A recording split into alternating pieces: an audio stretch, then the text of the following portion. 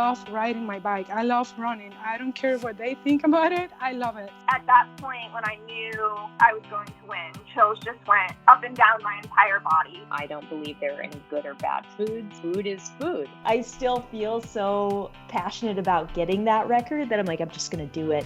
As an athlete, I was like, what's my story, or what's your story? What can you learn from it? And what can you teach people?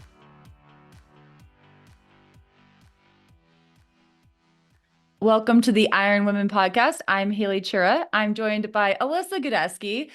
Alyssa, today I have some good news and I have some bad news. Oh gosh, which one do you want first? I want the bad news first.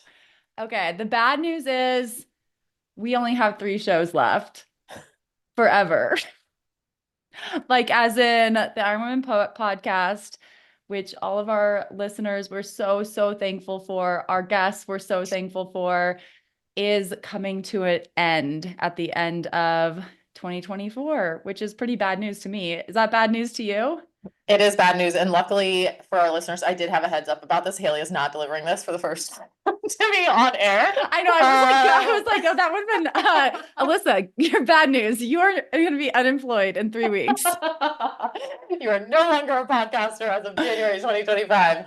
It's like tragic news, Haley. I mean, it was really sad. I have to admit that, like, just on a lot of levels for me, I think that, you know, the IronWomen podcast was something that I was a part of in 2017. So it's been, I mean, not that many things, right? You're a part of like every single week, basically, of your life for 7 years. And so on that level, it's just sad to think that it will not be happening. And then, I mean, on a personal level too, it's just been a hard couple years for me. And, you know, I haven't been able to race in triathlon. I haven't, and I've kind of, you know, said goodbye to the Ironman side of my life in terms of racing. And then I haven't really even been able to like go to as many races and be at as many things because of my knee surgeries and doing that. And this was something that has kept me really connected to the community and to our fans and to Ironman in general, which was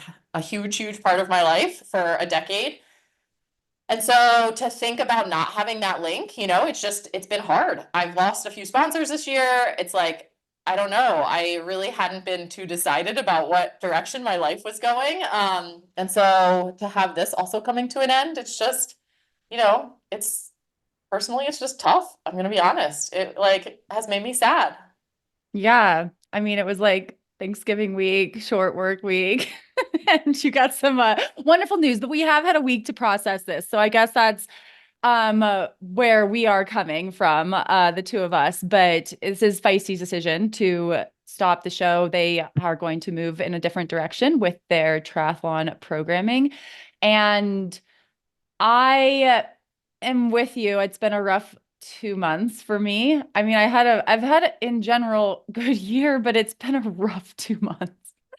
And, you know, but it's when it rains, it pours. And I'm currently obsessed with Ina Garten, the cookbook author and chef, which is like an interesting person for me as someone who can like barely boil water to be obsessed with. But I read her memoir, and it's called Be Ready When the Luck Happens. And I reference this in my Chelsea Sodero interview because, again, obsession with this woman.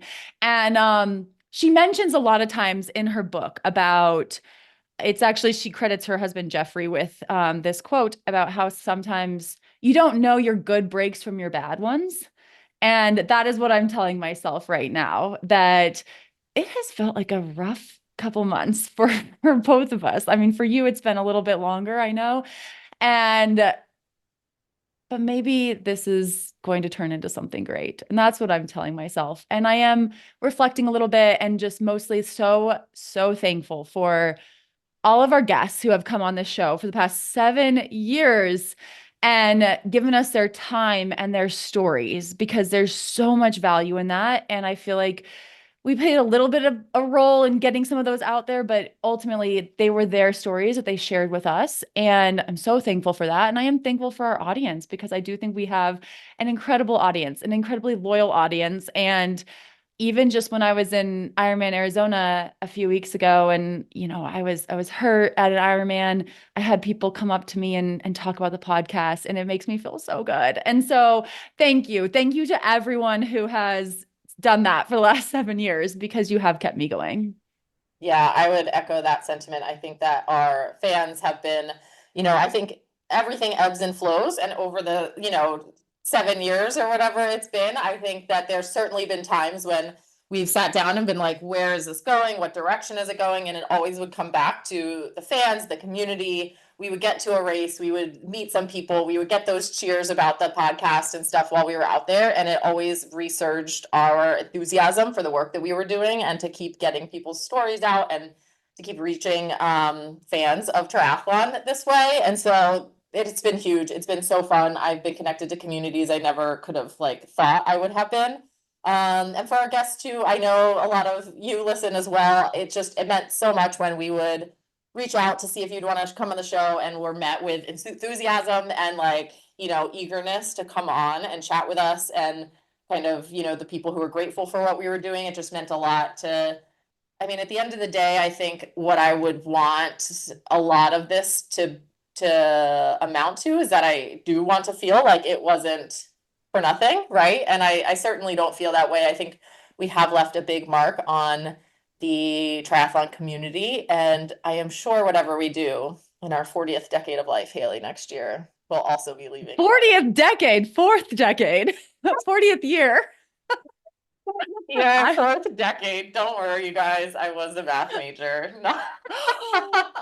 Wait, before I get to my good news, I do want to ask about math.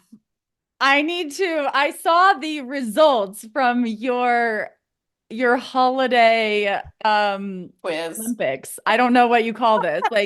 We did talk last week before Thanksgiving about how you were traveling to Ohio to spend Thanksgiving with your husband's ultra competitive family and ultra creative family. And I saw the results posted online for these Thanksgiving games, but I need to hear the details. So before we get to my good news, because I actually do have some good news this week. It's not all doom and gloom, and we are going to be reflecting more on the end of the show, of course, but we have 3 episodes left. So 3, 2, 1, let's go, bitch. Yeah.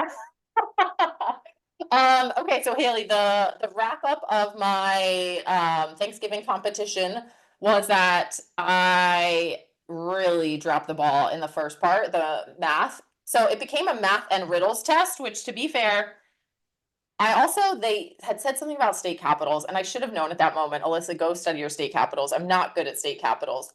And so the test ended up being the first event. It was a written test, and there was about a handful of riddles, and then a handful of questions about states and stuff, and then a handful of math questions. And as soon as I started reading, Haley, I got that feeling in my stomach that was total remembering trauma of being in school and being a good student and realizing that you studied the wrong stuff for me. It wasn't geometry. It was, and I just spent 5 of the 15 minutes just being oh my God, I studied all the wrong stuff. Why aren't they asking me about the stuff I studied, right? And so I spent a lot of time just being oh my God, and just flailing between questions and bouncing around. And then I was okay, we got to make a plan. So I started to do the strategy of do what you know, right? I got a couple questions. And so long story short, if you saw the results board on my Instagram story, it showed Alyssa had a big 0 near the quiz. I would like to point out that the scoring system was so that I had to get 5 questions correct to get into the tier of points. And so I was I marginally missed the points. It's not I got a big 0 on the whole exam. I did get a few questions right, but I got a lot wrong, and I got a lot that I'm embarrassed to even say. I'm not even going to say on here what they are. I will just leave it at I need to study my state capitals in a major way. Did you miss Montana? I totally miss Montana, and I still can't even remember. I still want to say Helena. Yes, it is. And did you miss Vermont? Vermont wasn't on there. It was only the hard ones, I feel and so it just really, Haley. Wait, Montpelier? Yeah, Montpelier. I do know that. I would have You gotten should have Vermont, called I a think. friend, phoned I a friend. know. I'm actually like surprisingly, shockingly good at state capitals. Well, also, of course, I could only think of you in Montana. So, of course, I just put Bozeman because I was like, that's the only place I can think of. And so I just felt, again, We it was got the that feeling. university. It was between Yeah, Bozeman and Helena in like 1890s, but we got the yeah. university instead. And Matt Stowe was doing the scoring, and I think he even felt bad. He had to give me a 0. And I think he was like trying to be like, I'll give you some, like, maybe this is half a point. I was like, you don't even have to pretend. It's just a big 0. So Okay. that was jarring. But I But saw, held okay, my wood own. chopping, it looked like you crushed. I crushed the wood chopping. I maxed out the breath holding. So you got max points for How breath long holding if was you the got breath? to 90 seconds. So I got to 90 seconds and I maxed They out had my some point. safeguards in here. Oh yeah, I yeah. appreciate this. I was worried last week. I was like, Alyssa might not come back. Yeah, no. And that was before I realized I'd only have to do 3 shows by myself. The dolly rolling, I did good. The axe throwing, I could have done better, but for never practicing, again, I held my own in the other things. But I really, it's been a long time since I've had to take a test, and that showed me that I just am not ready to go back to school anytime soon. But luckily, hopefully, my next adventure is not getting an MBA or anything after podcasting ends, because I'm gonna have to work on my test taking anxiety if I am doing that. But Haley, yeah, it was really fun. I highly recommend family competitions for other competitive families who have people coming in for holidays. It's a great time. But overall, you ended up in like 3rd or 4th third. place. I ended up third. Yes. Yeah, that seemed Mhm. pretty solid, your overall score. Very solid. I won cash prize $50 in my Altoid Nice. container, which was excellent. And I mean, everyone's a winner, I think, in the Samansky games, but it's definitely fun. How much had a did great first place win? I didn't have the heart to even ask. They didn't like throw around their like, is a $500 bill a thing? You get like a wrapped Altoid container. It's very official. So yeah. And no one tells, like, what if first place actually got like a 20 and they were just like, Well, I Alyssa's think because third? we are competitive, it's like everyone doesn't want to, everyone's also like so nice. They don't want to rub it in each other's face. So they just quietly take their prizes and go. And yeah.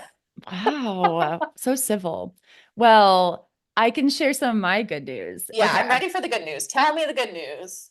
So first is my hand update, because it's tied to the other part of the good news. And Okay. so my hand, I went to the hand surgeon this morning. I got x-rays and it looks really good. You can like barely see the Woohoo! fracture. She said it's probably around 80 to 85% healed, which I'm just like so psyched about. I have been working really hard on my physical therapy and just like taking care of myself. And so I'm really thrilled with that. And along with that, I get to start weaning out of the splint. I get to start with like 1 hour today of not wearing it, and then 2 Which hours hour tomorrow. did you choose? I haven't chosen yet. I think I might do Okay. the hour after this. I'm gonna like Okay. party right when we're done. Yeah.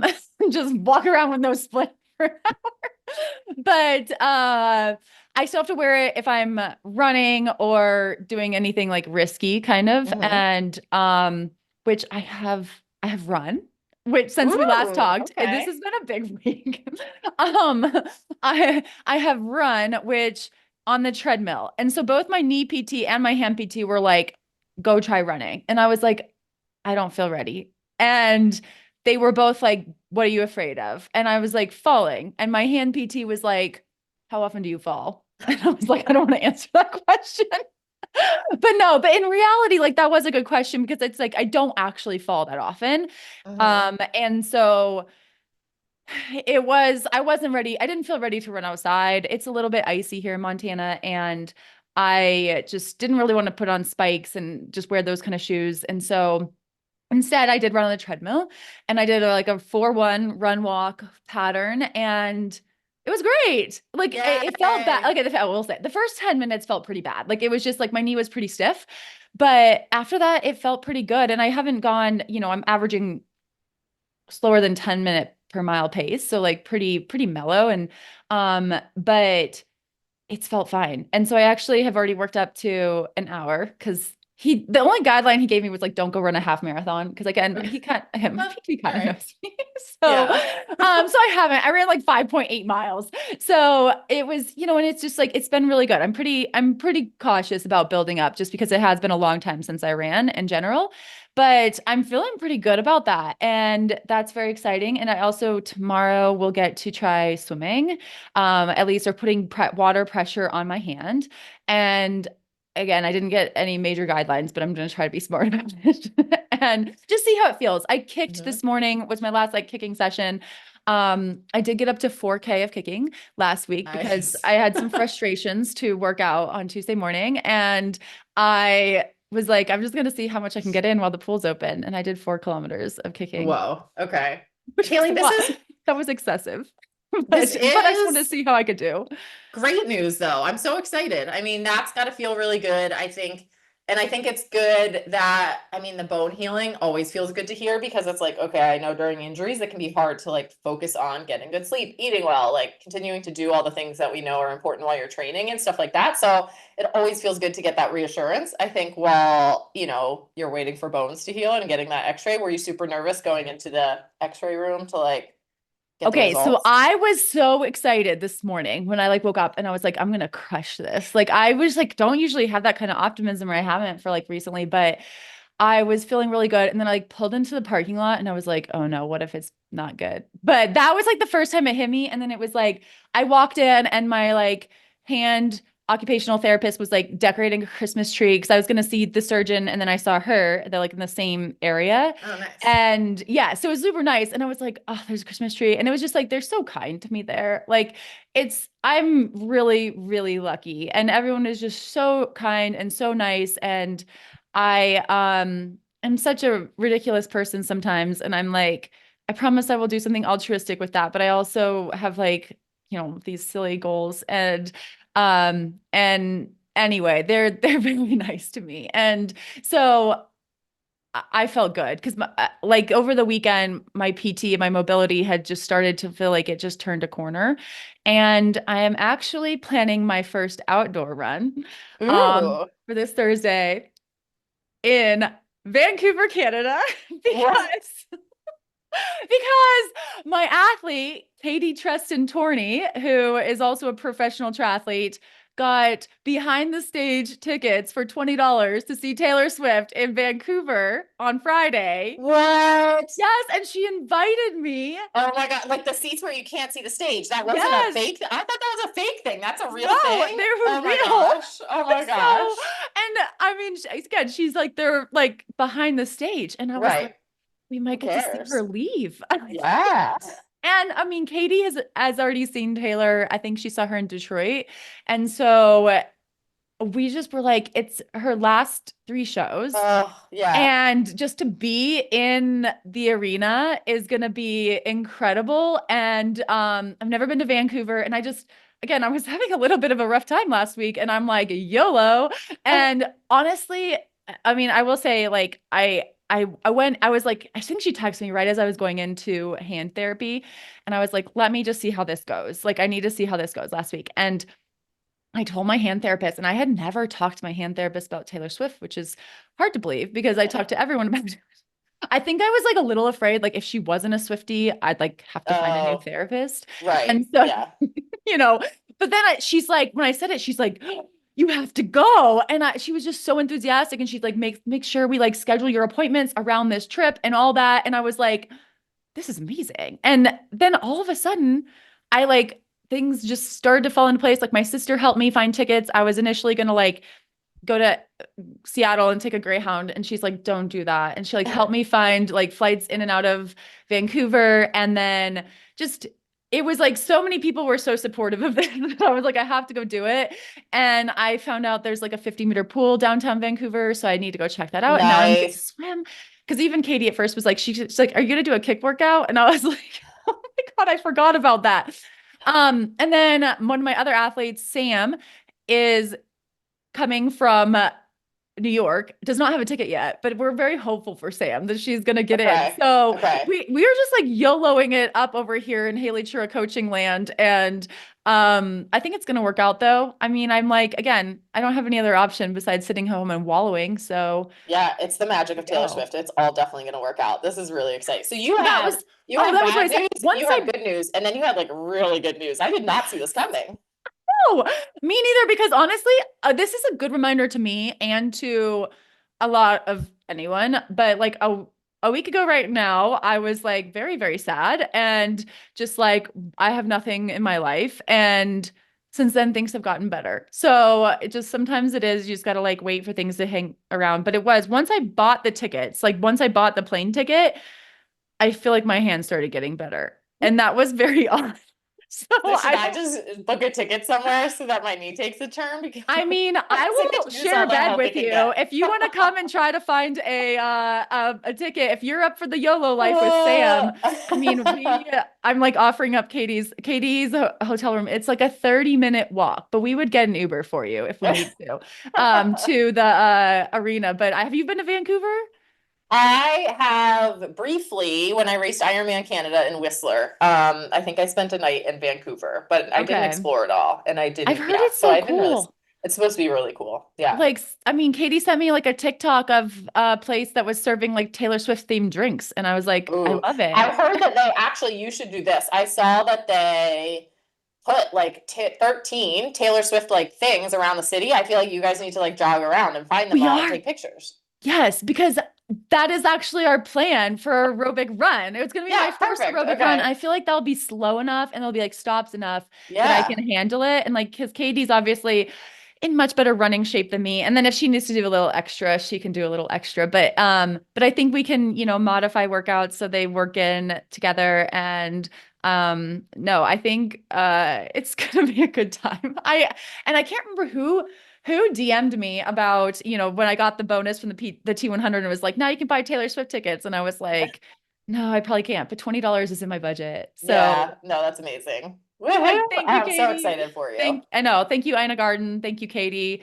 We're gonna find our good breaks. I'm telling you. I mean, yes, it's happening. They've got to be coming. But in the meantime, Haley, I also caught that you were enthralled this past weekend with the Ultraman World Championships, which took place in Kona this past, well, all over the island.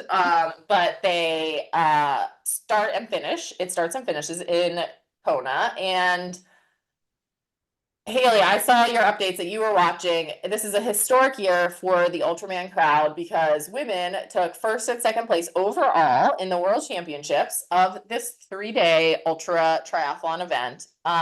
Absolutely, like we haven't seen an Ultraman race like this in a long time where two women have really been like gunning for first and second. I feel like a lot of times, well, actually, someone can fact check me on that. I can't really say for sure that that's true, but it was really cool to see neck and neck competition in the championships like this, to where it came down to that final run day as they're running 52 miles on the Queen K. Michelle Vesterby and Jen Annett ended up winning. Michelle Vesterby was in the lead overall until like halfway, it seemed like, on that run when Jen passed her and was able to, I think she had a deficit of like 6 minutes going into that third day or something like that. And again, people can fact check this, but so close, you guys, over 3 days of racing, a 10K swim, 90-mile bike, 180-mile bike, and then a 52-mile run, to be separated by just a handful of minutes going into that third day of racing is crazy. These women, I think, were top two at the finish of each of the 3 days, which is also, I think, I don't know. I'm just going to say it's the first time that's happened. Again, fact check me if you want. Bob Babbitt was there. He said it was Yeah. historic. First time that women have gone 1-2 overall. Overall. Which I yeah. also love because when a man came across the line third overall and they're like, it's the men's winner. And I was Yeah. like, yes, this is wonderful. I'm like the men's world champion. Yes. Yeah. Third across the line.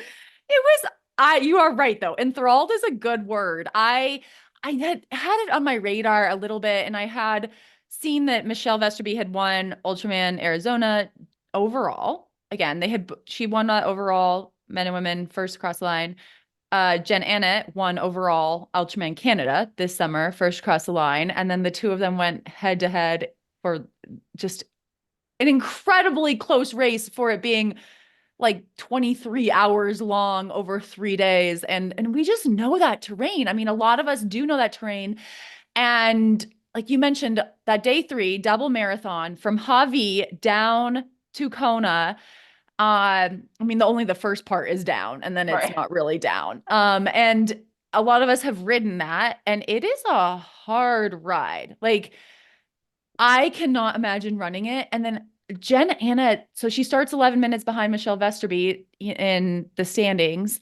She like almost even split that that double marathon. Like it was like 3:22, 3:20, 6 maybe or something like that were her splits. And I'm like, how? Because it's so much downhill when you're coming down that first descent from Hawi, but then like pace master. Wow. Yeah, so impressive. Really, really impressive. I have crewed that race before, and you guys, it was hot. Like our crew was getting heat stroke. I just remember the woman I was crewing for, her partner at the time, like literally was like needing medical because it was just so hot for us just crewing.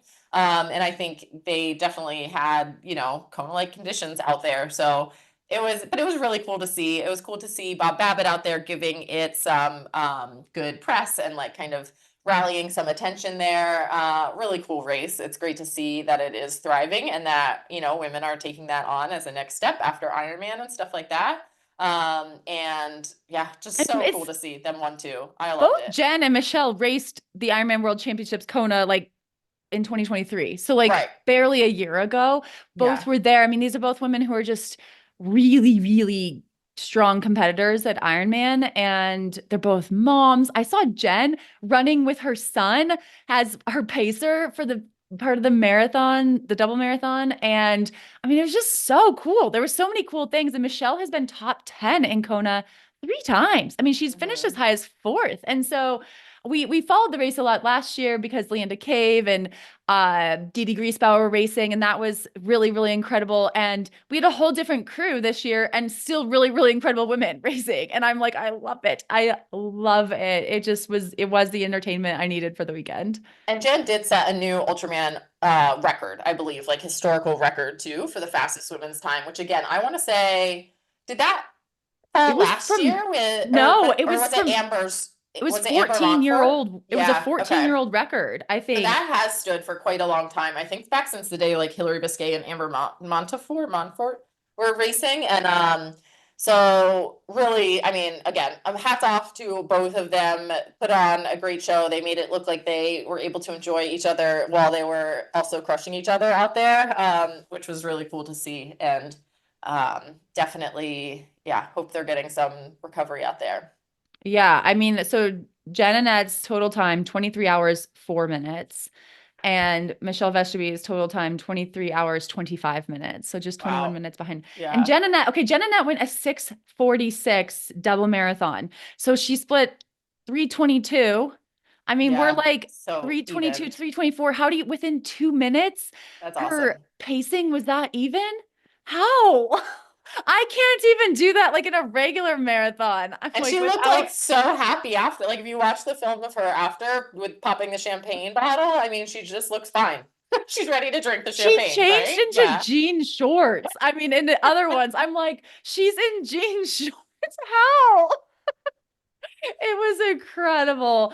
And I did a lot. I know I've been very fangirly. If you can't race, I'm like, oh, you might as well online spectate. And I also watched the Ironman 70.3 Western Australia race, which was part of the Pro Series. And the timing of that worked out really well. I think it was like Saturday afternoon here in Montana, and I needed to clean a lot so I could put it on while I was like vacuuming and cleaning and whatnot. And it was a great race. Marta Sanchez won that race, who's had an incredible year. I mean, she's been racing since Pucone 70.3. She won in January, and here she is winning a Ironman Pro Series 70.3 in, or was it December? And I'm just like, wow. Like, and I think she's still going to Topa, the 70.3 Worlds, or not this week, but next. And Anna Bergson, who we've had on the show, was second there, and Lotta Vilms, who we've had on the show this year. Oh wait, Marta's been on all three of them. Yeah. been on the show this year. Yes.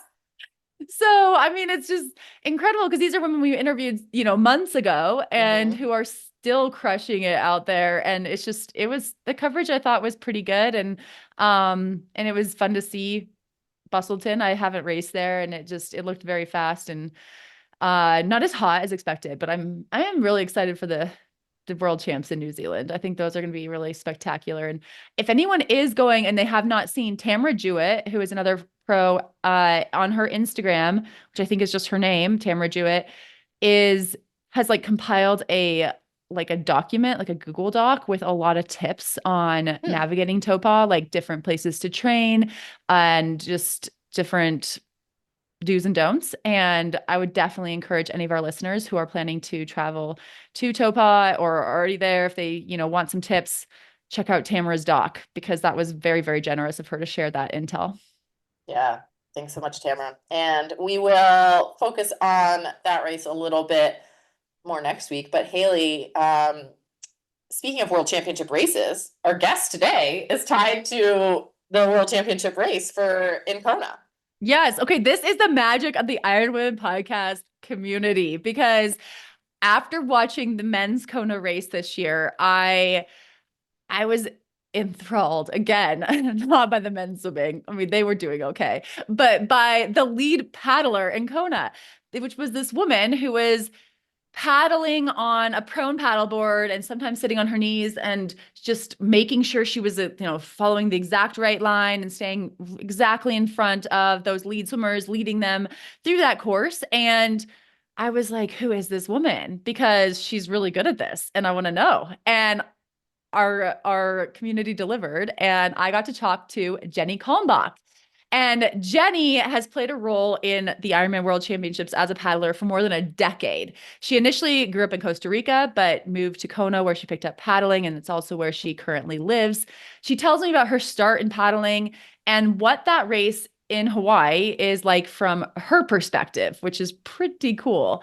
Jenny has done some incredible long distance paddles. She's paddled the 9 ocean channels between the Hawaiian Islands, and recently returned to competitive paddling, which is when I talked to her. She was in Florida ahead of those games. So she tells me a little bit about her return to competitive paddling. Jenny also gave me some advice for us as visitors to Hawaii and to Kona, and how we can help respect the locals and keep the race a positive part of that community. So I'll have my full conversation with Jenny right after the word from our sponsors.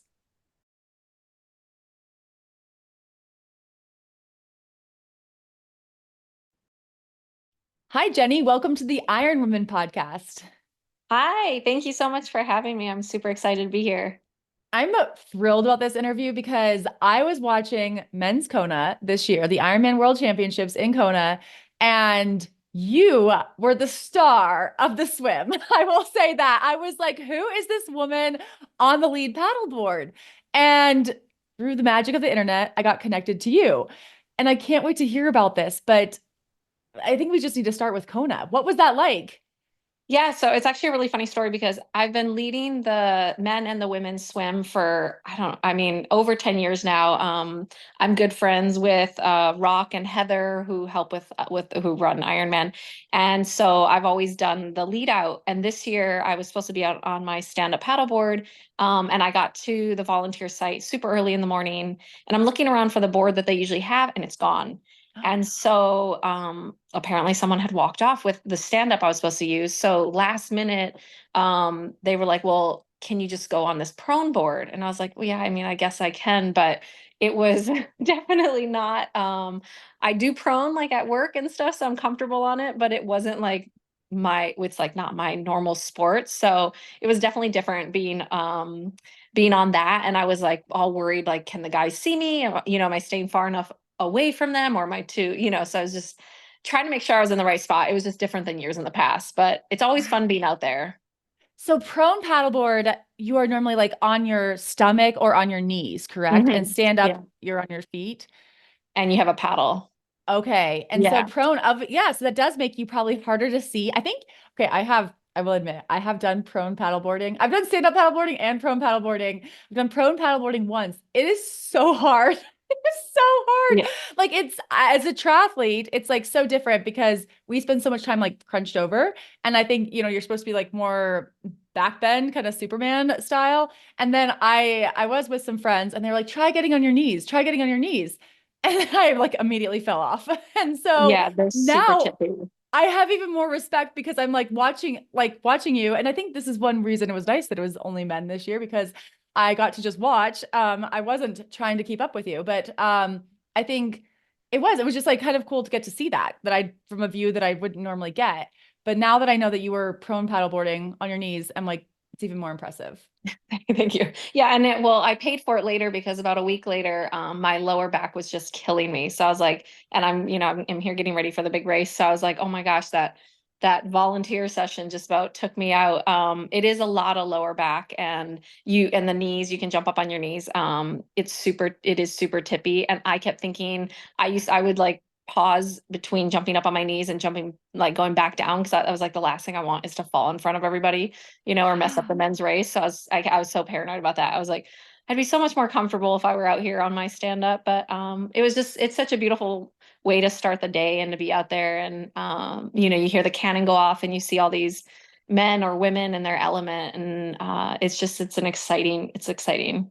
Yeah. So what goes into it? Because I have started the swim in Hawaii before, and it's like very dramatic before the start. I mean, we're all treading water, and you have a lot of surfers like circling right in front, like holding a really like line, and they're like yelling at us. And then, like you mentioned, I mean, there's drums, and then the cannon goes off. And so what is that like for you?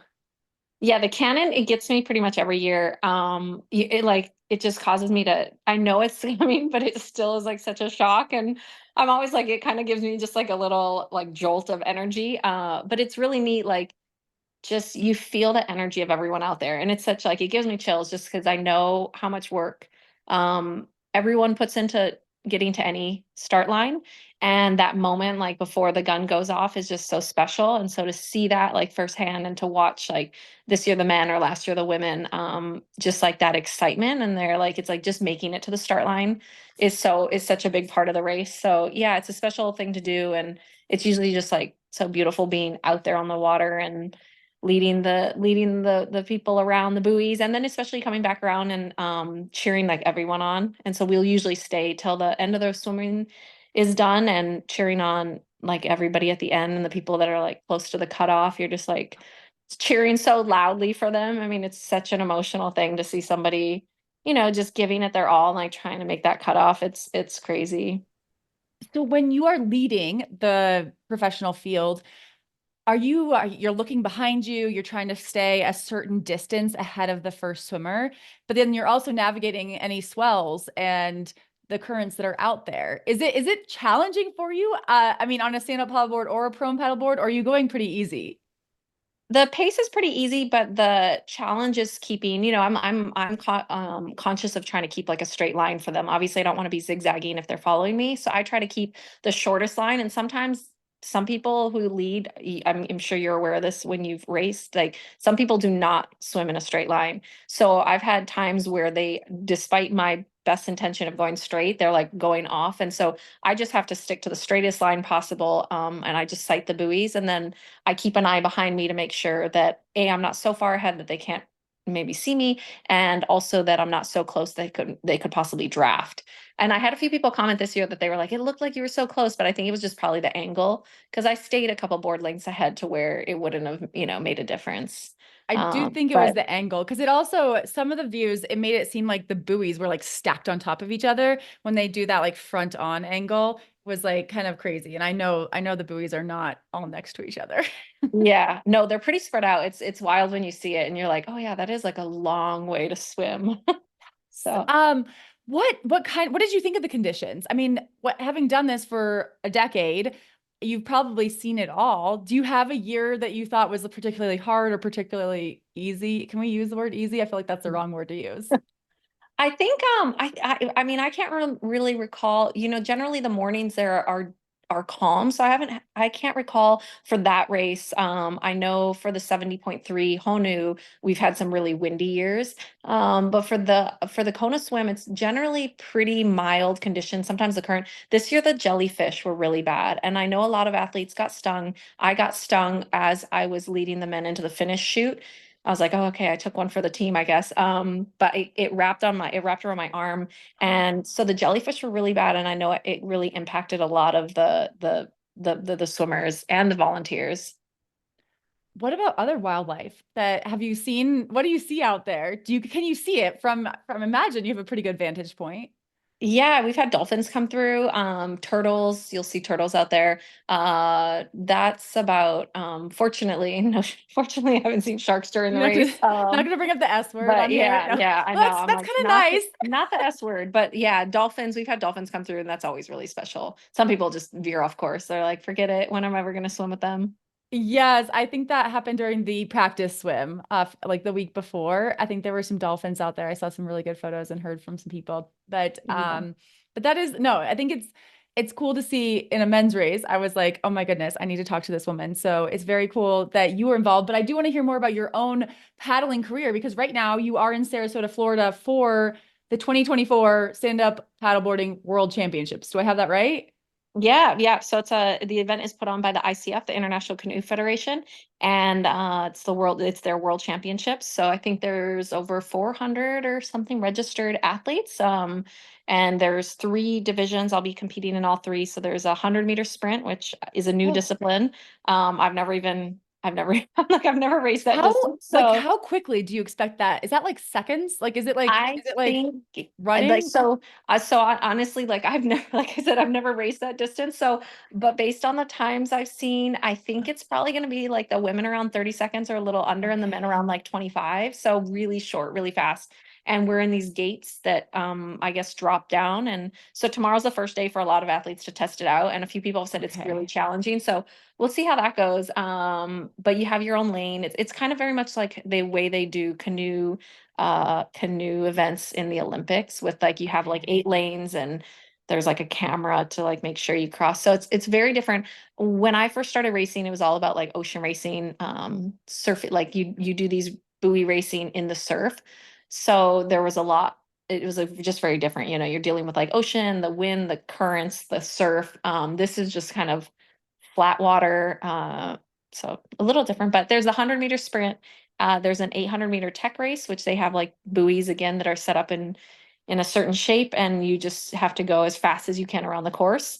And it looks like there'll be like 8 people in each heat and 4 advance through. And then the final distance is the 10-kilometer distance, which is a shorter distance for a long distance race, in my opinion. And I know a few others share that, but I think just the way this course is set up, it was just too difficult to do a longer course. But that's How are you feeling? I believe you're good. representing Costa Rica, is that right? Yes, yeah. So I was born and raised there. I've been representing them for so as long as I've been stand-up paddling in the international events. And yeah, it's my first ICF event, so I'm excited because I've heard they do a really great job.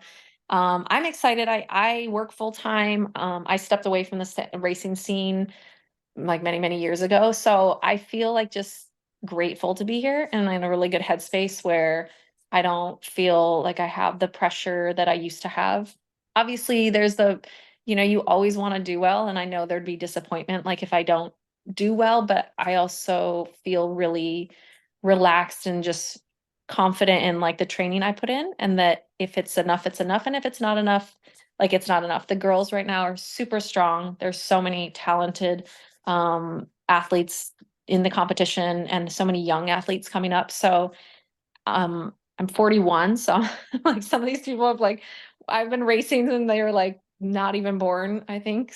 But yeah, it's just I'm super happy to be here and excited to see like faces that I haven't seen in a really long time.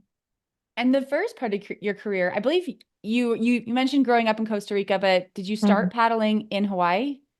Yeah, so when I moved to Hawaii, I was working at where I work now, and it's a private residential community, and stand up was brand new, and so we just got into it for fun, and we started kind of stand up surfing, and then racing came along, and it just was one of those things that we like. I just happened to be there when it was starting out, and it just evolved into like, I mean. No joke, like the first big race that we showed up to, somebody had decided that the race boards would be 12 sixes. And so people were like chopping off their boards that were too long and like duct taping them before the start of the race because they had to fit this like random size. And so it's so funny to think of like the beginning of the sport and like the evolution. I mean, it's like probably with Ironman, right? Where people were racing, like you look back at what they were racing 20 or years, actually way longer than that now. And it's like, I can't believe they competed on those, you know, those bikes or with that gear, wearing that outfit, and no knowledge of nutrition. So it's been fun to see the evolution. I'm probably a little sad, like I'm just biased because I live in Hawaii, and so there's surf and currents that the races are, it seems to be moving more towards that flat water racing, but that's just the sport, I guess. And in 2011, you were Stand Up Paddleboarding Magazine's Female Stand Up Paddler of the Year. But then you did go on to take the break that you just mentioned. Can you talk about that process, and then also what brought you back? Yeah, so my first race, well, my first big race was in 2008.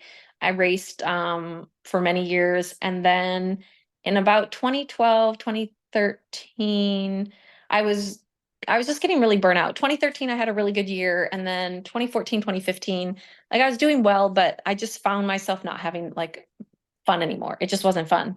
And I remember in a particular race, I think it was like in 2016 in California, I was doing this distance race, and I was in the middle of the race, and I was thinking to myself, like, this is no fun at all. And I don't know why I'm here. And that was pretty much the end of it. I just thought, it had lost the appeal, and I didn't have the joy in it anymore.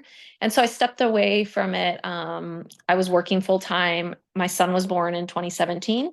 And then I just really didn't think anything of it until a few years ago, back in 2022. And I hadn't been paddling, like I wasn't racing or anything. I was, I paddle for fun or surfing. But back in 2022, there'd been all these rumors of stand-up being in the Olympics. And I'm like, I don't know what athlete doesn't dream of being in the Olympics. But as a kid, I was like, I don't care what sport. To be in the Olympics would be such an incredible thing. So I started looking into what that would take. And one of the things was you'd have to qualify for the Pan American Games, and that would be a decider for stand-up paddling. And so I went that route. I decided back in 2022, I went to a race in for the International Surfing Association, and I ended up qualifying for the Pan American Games, which took place last year. Unfortunately, they ended up saying that it wasn't going to be in the Olympics, but I was having so much fun just being back that I just kept at it. So yeah, so it brings me here, and I don't know, how long, as long as it's fun and there's joy, but you're just out there, and I feel like it's something for me that's just for me, and it's like my therapy out there, being on the water and just being in the ocean. So yeah, it's been really fun coming back. Is there any chance in a future Olympics? I mean, we have a few more coming up. Could we add stand-up paddleboarding? They pretty much, I mean, they said not likely in 2028. And so possibly they're saying maybe 2032. I realistically I'm like, I don't know if I'm like, at that, maybe I can coach somebody at that age. But that it'd probably not be likely for me, but they're still trying. But it's not looking, I was like, as likely for me. We had pro IronWomen in their 50s, and so you wouldn't even be there yet. So I mean, I feel like, I don't know, we'll see what happens. I feel like Australia, they would love it. They'd love it. Yeah, somebody did say it could be Brisbane 32. So maybe I'm like, what is it? How many more years is that? I can't even. It's only 8 years. It's only 8 years. Oh, You'll God. only be I'll take 49. another hiatus. Yeah. Yeah. But okay. Aside from the racing, in 2010, you paddled across Hawaii's 9 open ocean channels to help raise awareness about ocean plastic contamination. And you reflected on this journey in a series of Instagram posts that you posted in 2020. And now we're in 2024. I just want to hear about this adventure. Yeah, so Morgan Hoistry and we paddled it. It was her idea. I remember back in like 2009, she just asked me like, would you want to do this channel crossing? And I was like, sure, why not? And so we did everything we could to make it happen. And it worked out. It was amazing. We had wonderful sponsors and a lot of people supporting us, and it was this crazy idea. And I don't know if I could do it again. Just some of the channels are so difficult, especially the 100-mile, it's 82 miles. The 82-mile, like it was so challenging on so many levels, and mentally and physically. But it was such an incredible experience, and I still can remember certain moments from those different channels that will stick with me for forever. Just being out there, and you just felt so small because we had to do that one at night, and so we started on Oahu in the afternoon, and then we paddled to Kauai, and it took us 16 hours, and so we were paddling like through the night, and there was supposed to be like a full moon, but there was cloud cover, so just yeah, it was wild. It was wild, but it was fun. It was hard. But it's definitely something I look back on, and Morgan and I actually recently spoke, and she's like, we should do something again. And I was like, well, what do you have in mind? Oh, this is a good kind of friend to have.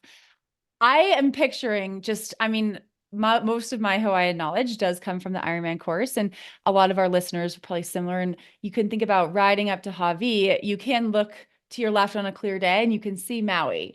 And I think that was the first leg of this journey that you did. And I'm just imagining like just being out there, like paddling all that way. And it's incredible to think about. And I am curious what you learned about plastic contamination in that journey.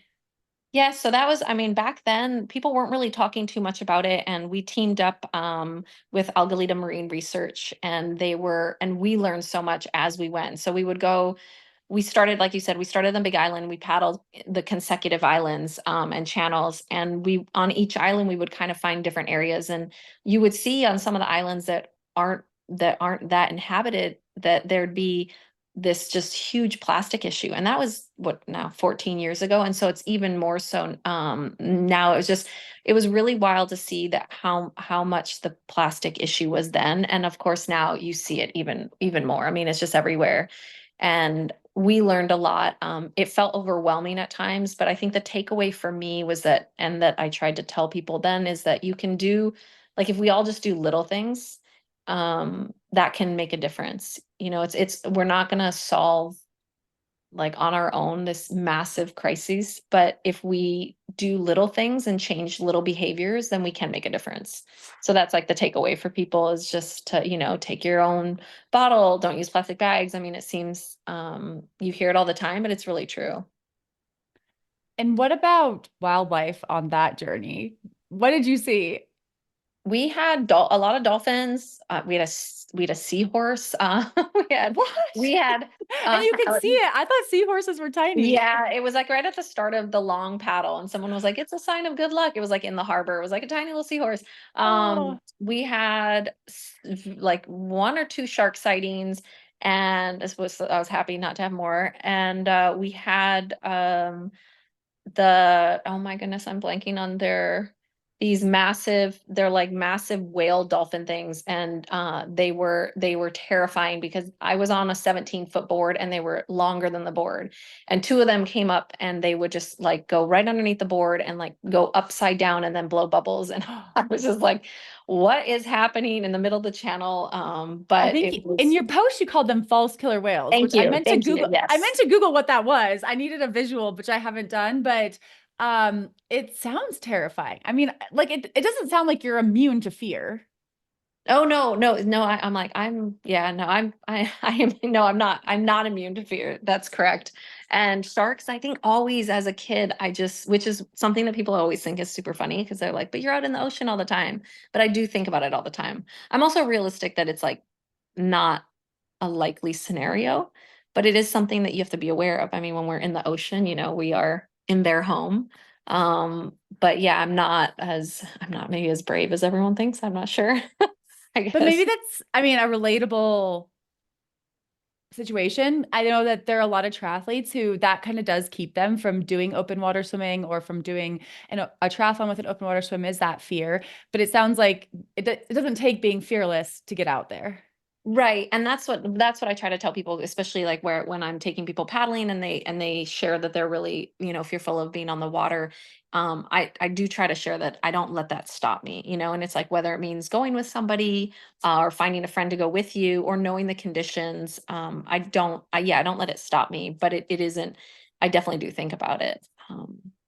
But And I do think there's a documentary called Destination 3 Degrees about this adventure. And I will be sure in our notes to link to, I think you can rent it or purchase it online. And I feel like it'd be really good, like trainer material. If you happen to be, I'm in Montana, it's snowing right now. I am not about to go do any open water, anything, or open outdoor and much of anything. Trainer time, that kind of thing. I'm definitely adding that to my queue. So hopefully some of our listeners will as well. Oh, thank you. Yeah, I know we were always joking how it's like it was before the time of GoPros and drones. And so I do regret that. I'm like, man, it would have been amazing to see some of the footage that you can get now with like all these Drone gadgets. with those like Yeah, false killer whales. exactly. I know. We had like the first generation GoPros and yeah, it was pretty funny. But it was really fun. It was a lot of great memories. You mentioned you're a mom, and I am curious, what is that like in the paddling world? Is that normal? Yeah, now more and more. Like I just was out when I went to the race site earlier today, and I saw a few of the other athletes. Quite a few are moms now, and so it's really fun to see that transition into motherhood and just juggling it. And it is different. But yeah, it's been fun to see. I mean, there is at least in stand-up paddling and the racing, there's a broad, you've got kids that are like 16 and 18, and obviously they don't have kids, and then there's quite a few of us that are in our mid to late 30s or 40s and with families, and it's neat to see, and everyone's super supportive of each other, which is awesome. And I think your son would be about 7 now. Does he paddle? He'll paddle with me, or we go tandem surfing. Yep, he turns 7 in December, in early December, and he's super excited. So What yeah. about the gender equity like situation in stand-up paddleboarding? Is it pretty equitable between men and women? Yeah, I'd say so. They've done a really good job of making equal prize purse and equal. When I first started, it wasn't like that. I think the very first race the big race I won was in 2008, and the male winner, same course, same difficult conditions, same boards. He won 10 grand and I won 2,500. Oh, And so, yeah, I was like, okay, but you're now like, I got bills too. yeah, exactly. I was like, we all paid the same to get here. And everyone was there cheering everyone on. So, but and fast forward to now, it's equal prize purse, which is amazing.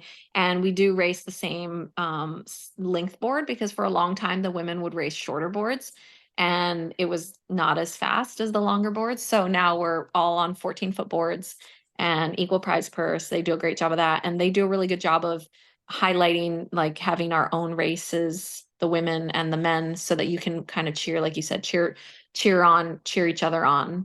Because I do early on, it'd be one of those where we'd be mixed in, and then men would be interfering with, the women would start after the men, or the men would start after women, and it would always mess up like the race. And so it's nice that we have like our own times and our own races. Sounds very familiar, but Yeah. I am super psyched for you. You've been at Kona or at the Ironman World Championships in Kona so many times. Have you raced an Ironman? Yeah, I did Honu. I did the 70.3. I'm like, I don't admit that's the only race I've ever DNF'd. I had torn my MCL earlier in the spring, and so I did the swim and the bike, and during the run, it was kind of bothering me, and I was training for one of my big races every year, which is the 32-mile Molokai to Oahu race, and that's in July. And so I ended up just dropping out on the run, because I was like, I don't really want to risk On it. that golf course? Oh, Like, that awful golf. Yeah, I'm like, that may have been part of it too. I'm not sure. But yeah, that's like spongy and hot. And so I do kind of regret not finishing it. But I've done Olympic distance, but not full Ironman. That there's no part of me that wants to do when you're that. out there leading, you're not like, oh man, I wish I was in this. No, the only time that I ever think that is early, when the lead athletes get off the bike and start their run, and they look so good and they're so fast. You And think you're they like, look good? wow. Yeah, well, I mean, some of them. I'm like, Patrick this year was like, I mean, he was flying right off the bike. And so I'm like, wow, that looks so cool. And then you wait a few hours and you see the people that would be like me struggling. And I'm like, no, that doesn't look fun at all.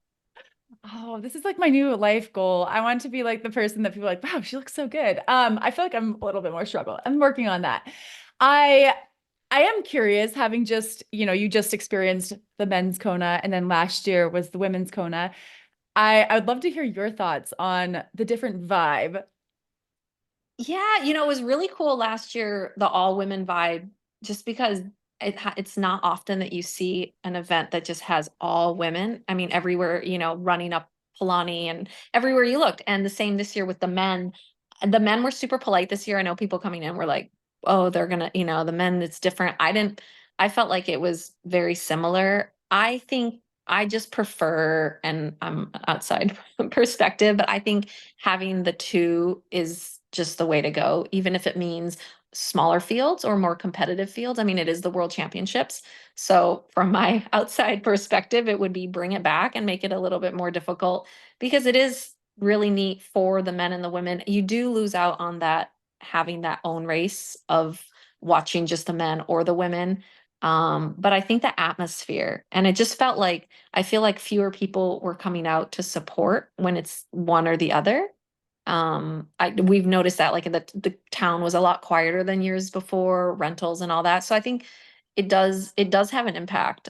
So you But liked like both genders on one day, or are we talking about 2022 where we had women on Thursday, men on Saturday? I heard that wasn't very popular with the locals. yeah. Yeah, people, that was a nightmare for traffic for sure. So I think both the same day, but then how do you, I guess, can they find a way to then just broadcast them separately, and have maybe two channels or something or two separate. It's logistically more difficult because eventually someone's going to lose out on coverage. So it's It's it's usually hard to the women. say. It's the Yes, yeah, women. I know. That's who loses It out. is. It I is, was like, it's like what you were saying, having like the men kind of physically in your space. Some of the slower pro men, the faster pro women will catch the slower pro men. yeah. And then some of those age group men will catch up with the pro women. And so it does create a little bit of havoc. And it is hard as someone who's done both. It's been very cool the last couple of years to have that lead helicopter, that lead drone, or that lead Yeah. paddleboarder in front of the lead of our race versus, Mhm. you're out there leading the men and we're like, oh, Jenny's, 10 minutes up the road, that kind of thing, Yeah. or ahead. But it's no, I'm interested to hear that from the local perspective on you do notice a difference.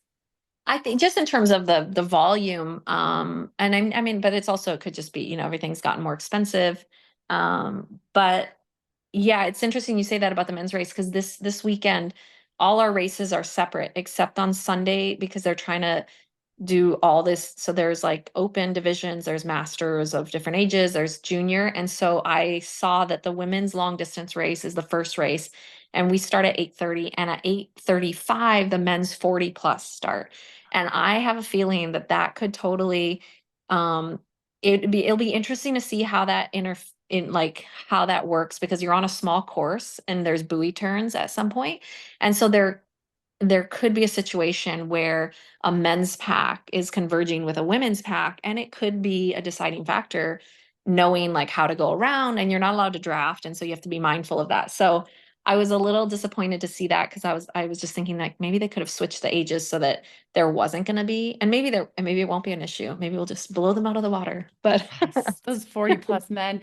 I'm actually interested. I might have to tune in for that because I saw there was a live stream just to see how that plays out. I'm also interested how they do a live stream of I mean, is it drones? I'm guessing it must be drones yeah, and they some have static drones. cameras. They have drones and some cameras. From what I've seen them do in the past, they do a really good job. It's Planet Canoe, and so they do all the canoe and rowing. And so they do a really good job of from like the events that I've seen them put on of like marketing and yeah, the drones following for the distance race, and then they'll have set cameras, I think, for the other races as well. Very cool. Going Yeah. back to Kona a little bit, what can our listeners or ourselves as triathletes, when we are visitors to Hawaii, what can we do better? Oh my God, that's a tricky one. I think, people give like visitors such a hard time, but I think as long as you're respectful of the area, I will say, don't ride, just ride legally, don't ride in the road. Being mindful of like where you're running or visiting, going places. I think for the most part, people do a good job. It's just being mindful that you're someplace else and respecting the local areas. And I'd say the biggest thing that people get upset with is like the bikers, when you're riding like four abreast or you're, drifting into the lane. So maybe just being more mindful of that. Don't take over a lead drive. Always good advice, whether you're on a lead drive, on the Queen K, or probably even at home. I do want to know if I've read a few interviews that you've done, and you really recommend stand-up paddleboarding lessons. And so I'm curious, do you think there's some overlap between triathlon training, stand-up paddleboarding? Should our listeners be thinking, if they maybe are going to Hawaii, or if they live somewhere, near a large body of water, of taking a stand-up paddleboarding lesson and possibly like getting a little cross training in? Yeah, I think it's great cross training. I mean, it's really good balance, really good like upper body, all over body workout. You really work the lats. So if you can get into it, it'd be a great like also lower impact, but really good cardio. So yeah, absolutely. If there's a body of water or a place that offers lessons or they can get out on it, it'd be a nice way, at least just to mix it up, right? Because you're always doing your three sports, and maybe just taking a break and like, refreshing the mind and stepping away for a little bit and then coming back and ready to go. Oh man, I wish I could finish that race in Hawaii and feel good enough to go get on a stand-up paddleboard as a little recovery, but I don't think I quite have those skills. But maybe, one of these days I'm going to get out there and take a lesson, because Yes. I feel like I could use some tips. Like I said, I've tried it before and it's so much harder than I expected. And I'm like a decent swimmer, and I'm like, I kind of go into it a little more arrogant than I should be, being like, I'll be fine. And then it was like, no, I was not fine. Well, are you coming out 2024? I hope I have not qualified. So, I mean, we'll see. 2025 all women's Kona. I'm actually injured right now. I broke my hand. So I'm a little bit unsure if how I'm going to come back from this, but I will say I was just at Ironman Arizona this past weekend, which was just so cool to be there and be around the sport. And I have memories from last year, from 2023, and being in that all women's race, and I would love to do it again. So now I'm trying to figure out how I get myself healthy and get myself out there. So maybe that would be a good way to celebrate. Yeah, come out. We'll go for a paddle. Look for some wildlife. I like the wildlife. I'm afraid of everything. Like, I'm afraid of everything on land, but for some reason I'm not afraid of things in the ocean. And I'm like, something got switched up in my brain. So I don't know what's wrong with me. But Jenny, it's been so cool talking with you. Thank you again for your volunteer service, leading out those swims. I wish I was a little bit faster so you would be leading me, but you never know. Maybe I'll have a really good swim one of these years. But I really appreciate it. It was very cool to watch you again. And thank you for teaching us so much about stand-up paddleboarding. Good luck this weekend. Thank you. Thanks so much for having me. Take care. Thank you to Jenny for coming on the show. And thank you to Jenny for just leading us swimmers such a good direction year after year at that Ironman World Championships. I mean, I don't know that my future, but if I ever get another chance to be in the water following Jenny, I will consider myself very lucky. And just to give our listeners a update, she did compete in those stand-up paddleboard world championships. She finished 10th in the long distance race, and then was 4th in the B final of both the technical and sprint distance races. So congratulations, Jenny, on your incredible performances at those world championships. Yes, and thanks so much to Sarah Gott, one of our listeners, who made that connection after she heard Haley talking about wanting to talk to Jenny.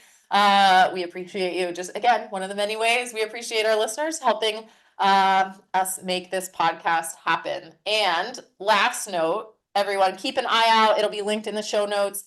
The Feisty gift guide with a bunch of Feisty recommendations and discount codes and all sorts of stuff that you might want for the holiday gift giving season. That link will be in the show notes. You can find discounts from past and present sponsors. So a lot of companies, but some really good deals going on there. So check that out. There's some giveaways too. Make sure you sign up. It is eligible for US and Canada folks. Alyssa, it's been a volatile week, but some good things. Good things for both of us. Your 3rd place at the Samansky Games, and that $50 that I hope you can put toward good use, and then my hand/upcoming trip to Vancouver. There's still really good things happening in life. I wish Taylor Swift was headed to Helena, because I would definitely be buying a ticket to the capital of Montana. Well, with your $50, you could get a behind the stage ticket. That's true. I get 2. Yes, you can bring a friend. But no, I mean, yes, you'll never forget that one now. You're definitely, and if you ever come out here, we'll go to Helena and I'll show you around. Check it out. You'll be like, I got it now. All right, Haley, good luck with your test swim tomorrow. And wait, are you going this week to Vancouver? This is the I week? leave Oh my gosh. like the day after tomorrow. I Oh leave. my gosh. Okay. Well, have so much fun. Take a lot of pictures. I hope Instagram updates happen, and I can't wait to hear all about it next week. Thanks, Alyssa. I'll talk to you later. Bye.